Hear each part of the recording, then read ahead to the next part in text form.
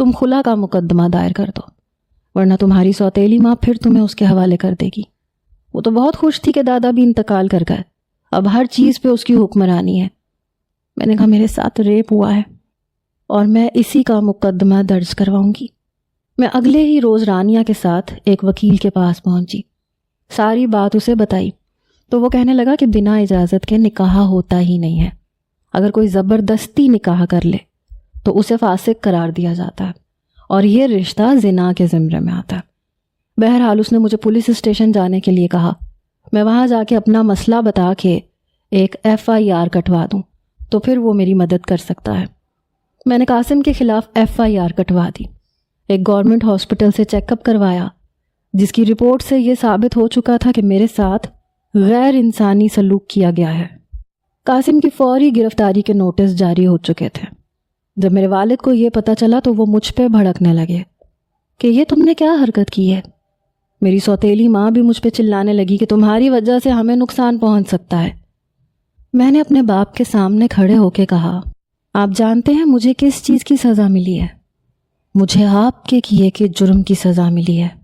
آپ نے اس کی پھپھو کے ساتھ ظلم کیا، زیادتی کی، اور بدلے میں اس نے ویسا ہی غیر انسانی سلوک میرے ساتھ کیا۔ مجھے نہیں پتا بابا کہ میرا کیا قصور تھا۔ میں نے اپنی ہی ماں کی زیادتیوں کی سزا بھگتی ہے صرف آپ کی وجہ سے، اور آج بھی آپ کو صرف اپنی پرواہ ہے۔ میرے چہرے پہ، میری گردن پہ درندگی کے نشان نظر نہیں آتے آپ کو؟ کیا آپ کے دل میں کبھی بھی میرے لیے کوئی درد نہیں اٹھا؟ کیا میں آپ کی سگی اولاد نہیں ہوں؟ یہ سن کے میرا باپ خاموش ہو گیا۔ اس گھر میں مجھے حوصلہ دینے والی صرف رانیہ تھی، جو یہ کہتی تھی کہ اپنے حق کی لڑائی تمہیں لڑنی چاہیے، ایک ایسے شخص کو سزا دلوانی چاہیے۔ اور پھر یہ بھی سچ ہے کہ جب ظلم بہت زیادہ سہ لیا جائے تو انسان کمزور نہیں رہتا، بلکہ لڑنے کا حوصلہ اس میں آ جاتا ہے۔ پھر میں اپنے رب سے بھی مدد مانگتی رہتی تھی۔ قاسم کو گرفتار کر لیا گیا۔ پہلی پیشی پہ وہ سامنے کٹہرے میں کھڑا تھا۔ یہاں نہ تو اس کی پنچایت تھی اور نہ پنچایت کا فیصلہ۔ میں بھی اس کے سامنے کھڑی تھی۔